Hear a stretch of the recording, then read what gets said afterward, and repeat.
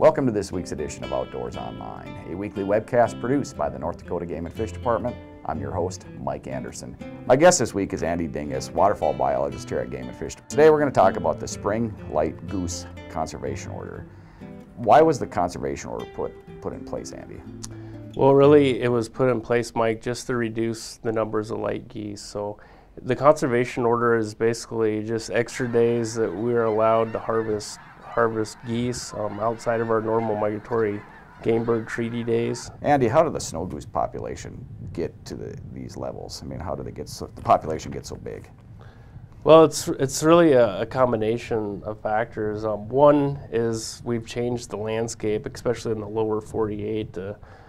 We really got a lot of agriculture on the landscape right now. So the snow geese have adapted to use those resources, and essentially they've really increased their survival during the wintering time period. So, with that, there's more and more geese that are heading north every year to breed. So, really, that's helped out dramatically to increase their populations.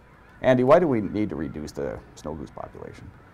Well, snow geese have really grown exponentially from the mid-90s up to the early 2000s. The big problem is they nest in colonies, so they nest in high densities in their Arctic breeding habitat. And with that, they need a lot of food resources to kind of support those populations. And Canada geese will go and graze vegetation. Snow geese actually grub, so they'll pull the vegetation out of the soil. So they're basically ruining their habitat.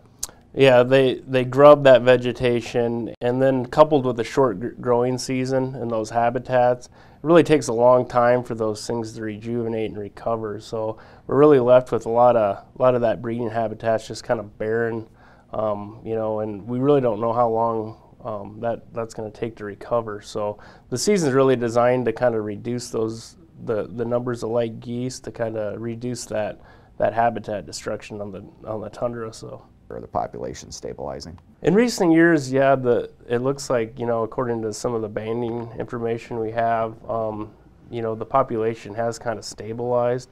So the conservation order really, in effect, is kind of helped reduce some of those initial growth rates. Time will tell if we're actually going to be able to reduce the population size with the conservation order, but certainly it looks like, it's helped kind of curb some of those growth rates. When does the conservation order start in North Dakota? In North Dakota, it's open on February 17th this year. It's going to start a little bit earlier in those southern states, but typically we're probably not going to see any birds until that mid-March to late March period. But last year we did have some birds showing up in late February in the southeast part of the state where we didn't have as much snowfall. What determines when they get here?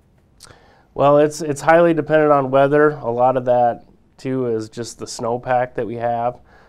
This year, we just don't have much snow in the northern Great Plains. We're looking at maybe, 5 to 10 inches kind of on a belt, in northern Nebraska to northern Iowa, southern Minnesota through the Dakotas. So, really that's really not much snow. It'll probably take a couple days to burn off once we kind of get some warmer weather. So, I mean, I would kind of expect it to be, just given what we're looking at now, probably be a pretty early migration this year, but, things can change in a hurry if we get a heavy snowfall or, some significant colder weather. So sure, it's all based on the weather pattern then. And then also, I mean, every year it seems like the birds are pushing north earlier. They're wintering, farther north. Kansas actually winters more birds, snow geese in the midwinter survey than Texas does now in the last several years. So these birds every year just seem to keep kind of pushing further north. So. Sure. Is that why the season starts mid-February?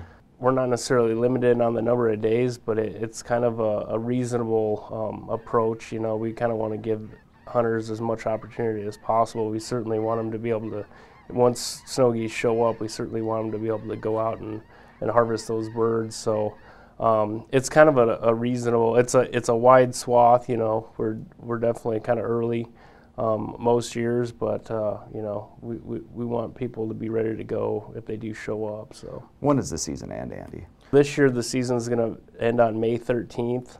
So typically, most years we still have a few birds, mostly like smaller groups of juvenile birds still hanging around in the state. So, there could be some harvest opportunities all the way up until May. So, especially in the northern reaches of the state. Peak migration typically in North Dakota occurs from mid to late March and sometimes into early April. It's just light geese? Just light geese are open to the conservation order. Hunters should be aware of some non-target species that might be, intermingling with snow geese out there. One in particular is our white-fronted geese, like to migrate with snow geese. And they can look pretty similar too. So, especially those blue-faced snow geese can look kind of similar to some of those white-fronted geese in those flocks. So, hunters should just be aware that there could be some other goose species out there while hunting. Are their migrations typically the same in the spring as they are in the fall?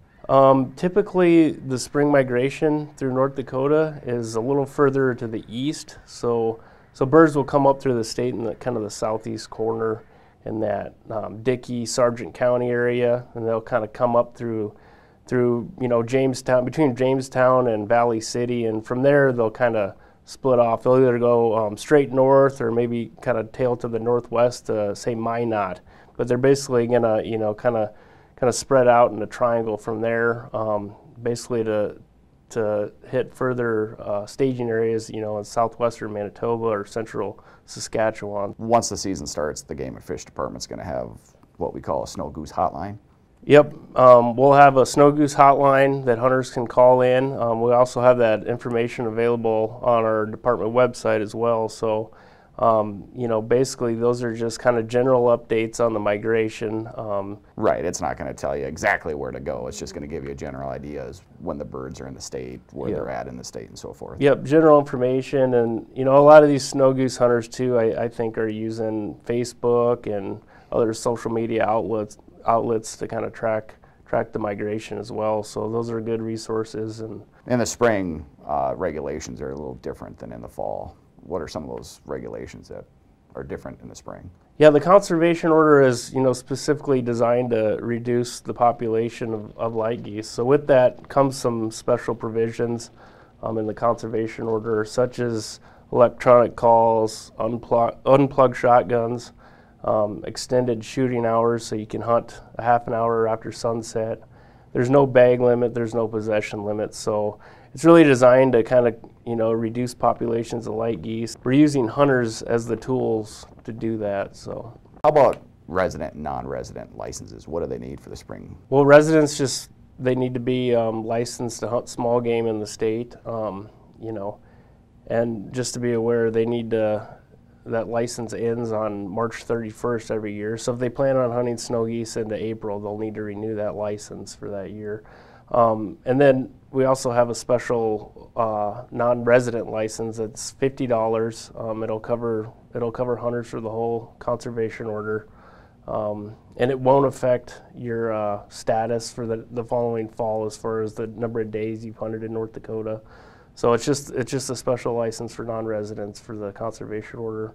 And then the other thing, residents or non-resident hunters, they're not required to have a federal duck stamp. So one thing you have to do is HIP register. Yep, absolutely. So your HIP in North Dakota will essentially expire at the end of the calendar year. So if you if you hunted birds last fall, your HIP number is going to expire. So if you plan on hunting light geese this spring, you need to register for HIP again for this year. So a lot of good information, Andy. Thank you. All right, thanks, Mike.